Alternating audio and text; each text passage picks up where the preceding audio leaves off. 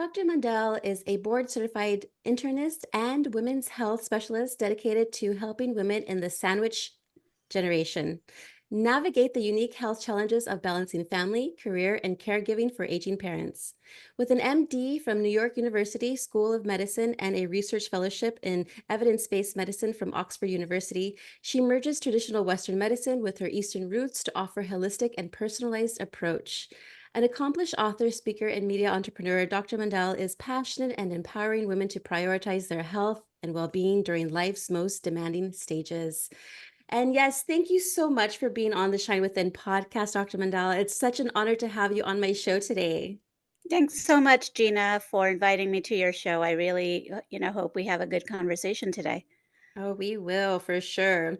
And by the way, what is your background, if you don't mind me asking? In terms of my heritage, my yes. Yes. Oh, so my parents are from India, and they emigrated here many moons ago. And I'm a native New Yorker. I was born and raised in the U.S. in New York, and then I migrated all the way over to New Jersey several years ago, where I now currently live and practice. The reason why I asked is my husband's Indian. Ah, okay. And speaking of like your last name, I wanted to mention this to you as I love making dal. Like that's my favorite. I Okay. make sambar and all that good food. Oh, And wow.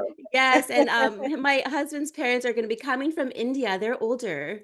They're Okay, about in their 70s, 80s. okay, And they're going to be coming from India and staying with us for 3 months in okay. January. So that's why I was like, let me ask. And because we're going to be talking about what is called sandwich generation and how we actually tend to want to take care of our parents as they age. Can you explain what it means to be part of this generation and then how it uniquely affects women's health and wellness?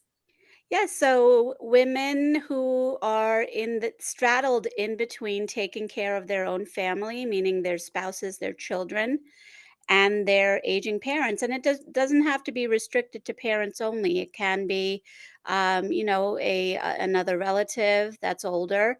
But I have many patients who are kind of in that space where they're working mothers or not. They can be stay-at-home moms and they're taking care of multiple people, and it can be a real struggle for themselves. Absolutely. And now, as both a physician and a daughter in the sandwich generation, what personal experiences have shaped the way you approach patient care for women in this stage of life?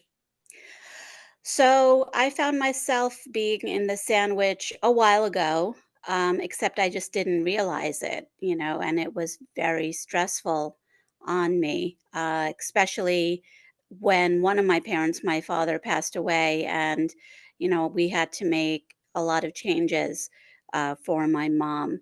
And so I found myself in a situation where I had to make sure that she was taking care of her needs were being met, her health issues were being addressed, that she was taking her medications properly, and that she deserved the got the attention that she deserved.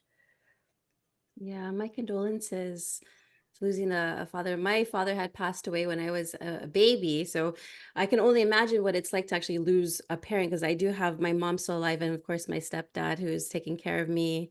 And yeah, she's a busybody, but I know that she's getting there. And my sister is a nurse, which she has my sister just in case. But I'm no nurse. Um, what do you feel like are some of the most challenges, the common health issues you see in women juggling the demands of family, career, and caregiving for aging parents, and how do you guide them through these challenges? Yeah, the challenges are multiple, right? Because you're taking care of multiple people, and your needs and health issues are likely not being addressed because there's only so much time during the day. And if you're expending your energy at work and, making sure that everyone else is okay, then who do you think suffers? It's usually that the woman herself. In what ways do you feel like they take on the suffering, and how does it enter our bodies? A lot of it is just we're on autopilot and you're just like a task machine. You're just checking off a task box. Okay, got to do this, got to do this, got to do this. But within that task list, there's no, box that says, okay, got to schedule, I have to schedule my physical. I have to make sure that I get my pap smear done, make sure that I get my blood test checked, make sure I get my mammogram done. There's usually not that little box there. Um, and a lot of women have issues with sleep and anxiety, mood issues, feeling irritable, because again, they're not taking care of themselves. So it can manifest in physical ways, right? In terms of weight gain. And when those things are happening, higher stress, weight gain, perhaps in neglecting your health, not eating right, then you're at higher risk for things like high blood pressure, diabetes, cholesterol.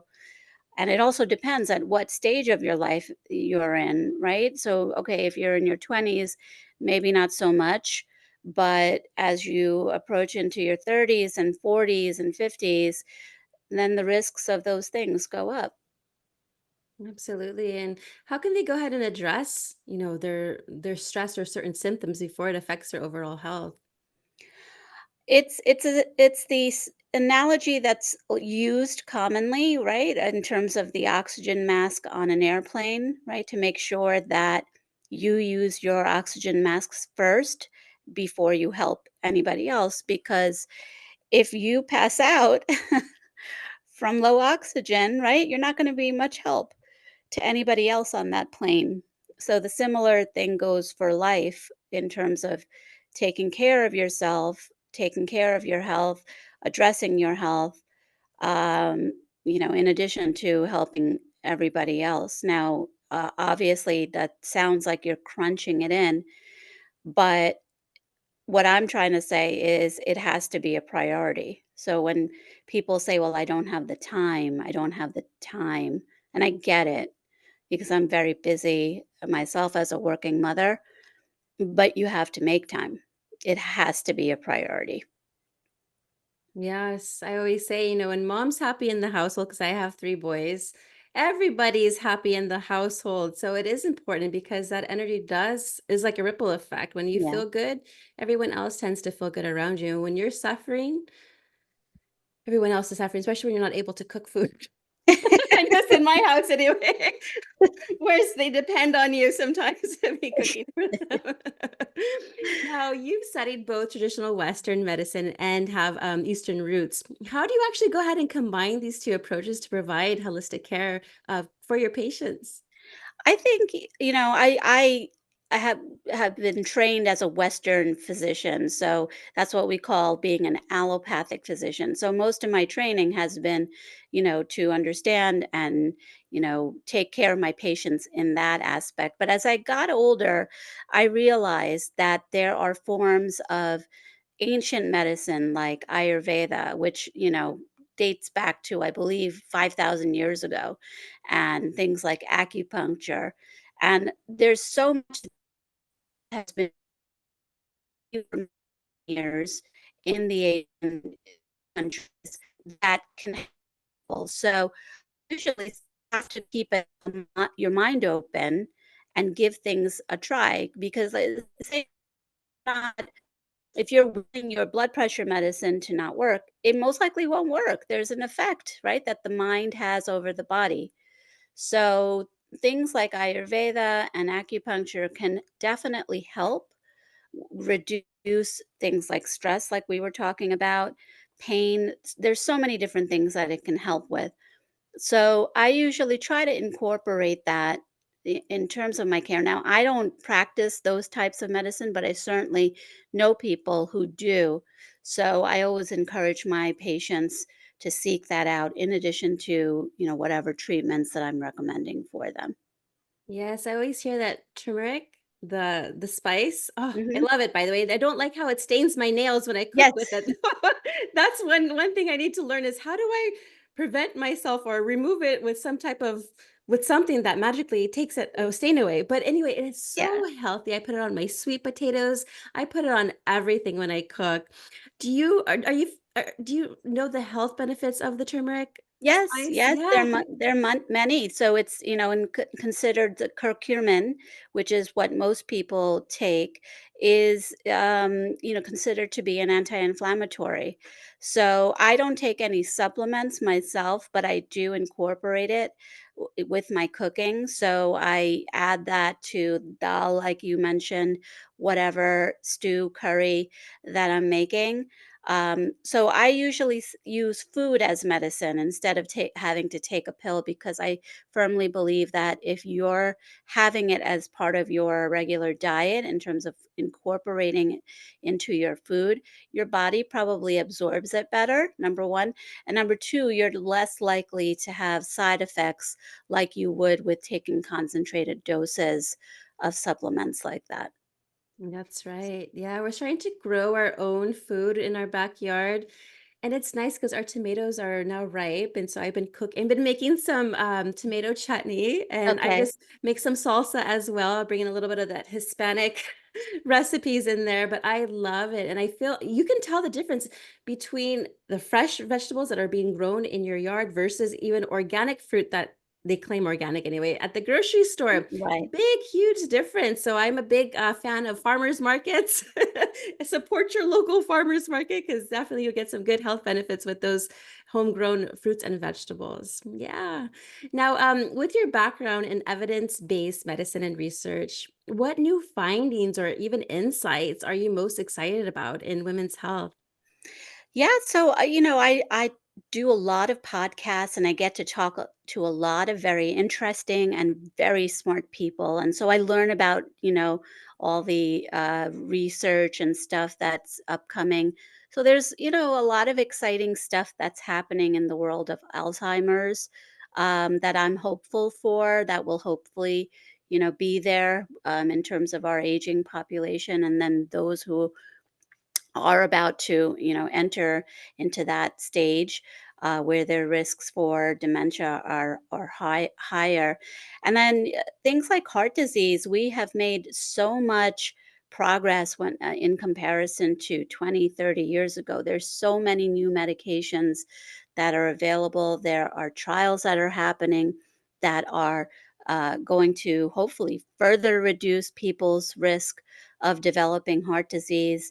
And what I'm really excited about, that there's talk with the advent of certain medicines, and you may see it. I may not see it in my lifetime, um, but where people may never develop heart disease because they're targeting gene therapy, which is really exciting. So imagine a world where people don't have to get bypasses, they don't have to get stents in their arteries because they never go on to develop heart disease. So I find that fascinating. I trained at a time where, yes, there were interventions. I'm not that old, but my predecessors told me how heart attacks were treated, a lifetime ago. And, to think of how far we've come from that is amazing. The world of medicine is amazing to me. And there's so much that's happened with the recent COVID pandemic, and, to sequence a virus that quickly and to come up with medications that treat it. I just only wish those medicines were there, in 2020 and 2021. But it took time. But it's amazing, how much has come through and how much continues to happen. So there's a lot happening in the world of perimenopause and menopause. There's been a big movement in women's health to, really look at the data and see, is HRT hormone therapy harmful or not? And they're really re-examining a lot of stuff and saying, no, that data was incorrect, or it wasn't done properly. I'm referring to a study that came out many moons ago now. It was like almost I believe 22 years ago, which really changed how we treat women. But now that's changing again. So a lot of exciting stuff that's happening. Yeah, that is exciting. Yeah. Now, as someone who is successful as you are, and balancing medical career, writing, speaking engagements, and media entrepreneurship. How do you actually manage stress and self care in your own life? Well, it's it's an interesting question. I'm not always perfect at it, to be honest with you. So it's an ongoing, I won't say battle, it's an ongoing project. And sometimes I have to really tap myself on the shoulder because I tend to do too much. I am one of those type A personalities. I'm ambitious, I'm creative, and I take on a lot. But with that, you can increase your stress. You can be tired all the time. I have family, I have children, I'm married. So there's a lot on my end, and I'm responsible for, making sure my mom is okay too. So I say family first. I like to spend a lot of time with my family when possible. And really enjoying that time, whether it's just sitting outside in our backyard or taking a walk or, just enjoying a soccer match, that my kids are in. So just enjoying those little things can be very relaxing. But it's a reminder that I have to do. I don't always prioritize it. So I always have to remind myself about it. Yes, I tend to do that in the morning time because if I don't do it in the morning, who knows when I'll be able to do it. I'll be like, oh, because I always like to take care of everybody else. And it's like, what about Gina? So I've established like a morning routine where I'm like, okay, first thing I do, I get up. Thank you that I'm alive today. And then I'll do some simple like passive movements for my body, or if Yeah, I'm really feeling a lot of energy, then I'll go ahead and do a more heavier, like strenuous workout, but those are very rare. I wish that they would feel like that. It's mostly stretching. But then listen to podcasts and then just having some tea time and just having that at least 1 hour for myself, I notice. And then that sets up my day. I'm like, all right, I feel great. Let's go. So, yeah, yeah, it is important to put yourself first because we are responsible for our own bodies. We are. So, we do have to take care of ourselves for sure. For sure. absolutely. Yeah. Yeah. And now you actually have a podcast. Can you talk a little bit about what your podcast is Yes. and how you show up in the world? Yes, so my podcast is called Soma Says, and you can find it on Apple Podcasts and Amazon Tunes and various sites. And it's a podcast that I created just recently, and it focuses on women's health. But there's a lot of stuff in there that men can find helpful as well. So a lot of the issues that I talk about are not just restricted to women. And I talk to women all over the globe. And yeah, we have like really deep conversations into medical issues and how to improve on them and what to look for. And yeah, it's been absolutely fun. I so enjoy doing it. It is fun. It's like another child almost. It's like you birth another child. It's so much fun too. And you're Yes. doing a good thing by spreading the message, Yes. spreading your truth. And then it just resonates amongst people. And people learn that way because it's harder to it's easier to, I would say, listen to a podcast and do your makeup, or listen to a podcast and cook, listen to a podcast and clean Right. versus, sitting down and watching it or something, at Right. least for me anyway. So I always find podcasts very fascinating and very useful, especially in my recovery too. Now, you've also written a book. Can you talk a little bit about what your book is called and what inspired you to go ahead and write it? Yeah, so it came out about 5 years ago. It's called Dear Menopause, I Do Not Fear You, and it's supposed to be kind of like a primer, a little, I won't call it a booklet because it's not, but it's a brief information as to what to expect during the perimenopausal and menopausal years, symptoms to look out for, signs, how to, manage it, what risks, it puts you for, the myths in terms of perimenopause and menopause. So it's supposed to just increase the knowledge for these women because I often find that women, there's so much, when it comes to puberty and pregnancy, there's a lot of information out there. But then you get to this stage of life and it's like, nobody knows anything. I'm just like always surprised, including myself, right? So there was so much stuff that I had to educate myself about. So, it's meant to be a primer to help women become more cognizant of their health and be aware of what they need to watch out for. Yes, and I'm in my early 40s. And so, what age do you expect me to start feeling those symptoms of hot flashes? And well, It I'm it already can cranky sometimes. It can vary, it can vary. I mean, it can go anywhere from your late 30s, by the way, and, by the way, I thought you were, like, in your, like, early 30s, Oh, so when really? I Oh, said well, you thank may you. when I made a reference to you may not see it in your generation, in your lifetime with the cardiac stuff, I was like, "Oh, okay." I was like, man, she's not that old. She looks very young. Like at least like in my like in the 40s range, right? So Actually, no, I'm 53. oh, okay. Now see, because you're taking good care of yourself. I try. I That's funny. try. So, yeah, so it can start anywhere from your late 30s to, depends for different women, it can go on through their 50s. So I've been in this stage of perimenopause, by the way, for 15 years. It's been crazy. It's been a crazy, crazy ride. And so some of these things nobody really tells you because they're so subtle. You don't even know. But somewhere in my late 30s, I discovered, like, I could not lose weight the same way as I did even, like, 2 years before, and I was like, "What is happening to my body? What is happening?"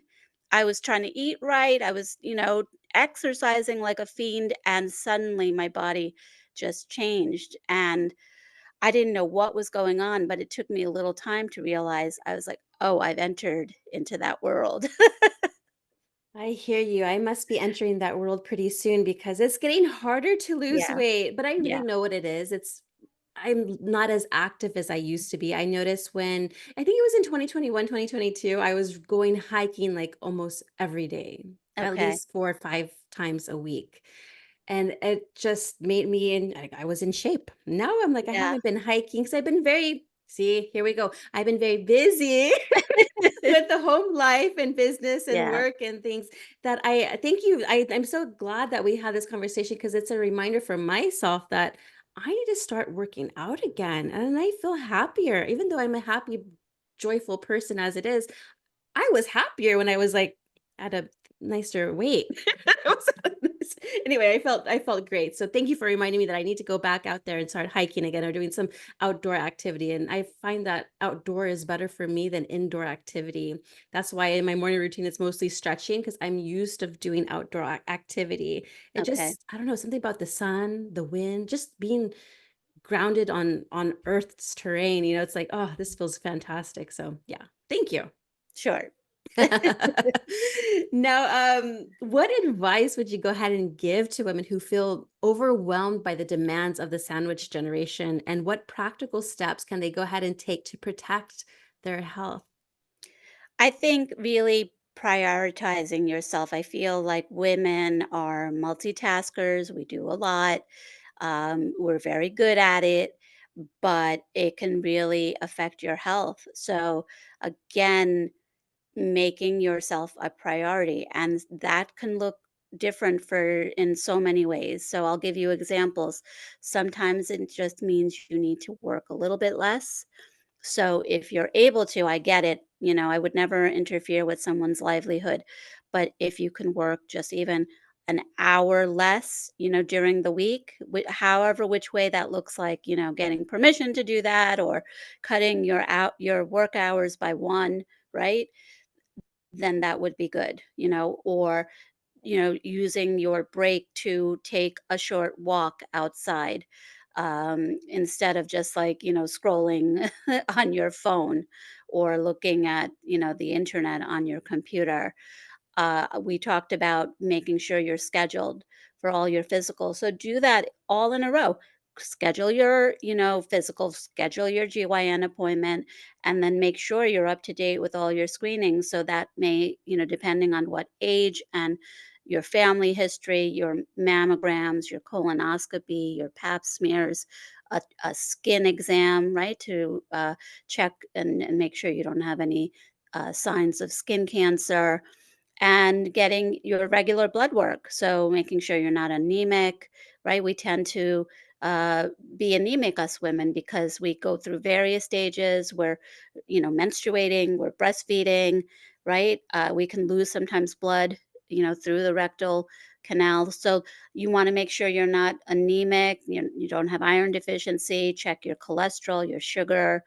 These are all important tests that I encourage most people, not just women, most people to have at least on a yearly basis. So make sure all your appointments are scheduled for the year. It's harder and harder to get in. At least in New Jersey, patients are always complaining, I don't, my GYN can't see me until 3 months. Well, it's not urgent. So then put yourself there for 3 months. Do whatever you have to, right? So don't just say, "Oh, I can't get in next week," right? I get it. Everyone has a schedule. So just, make your appointments while you're there in the doctor's office so you don't have to think about it. So these are the ways that you can prioritize yourself. And then doing little things like we were talking about, exercise, meditation, right, can really help reduce stress. And then for those women who may find themselves feeling anxious or depressed about whatever their situations are, there's a huge, we know that the mind and the body are connected. So if you feel like you need to speak with a counselor, these days there's so many online platforms that are available.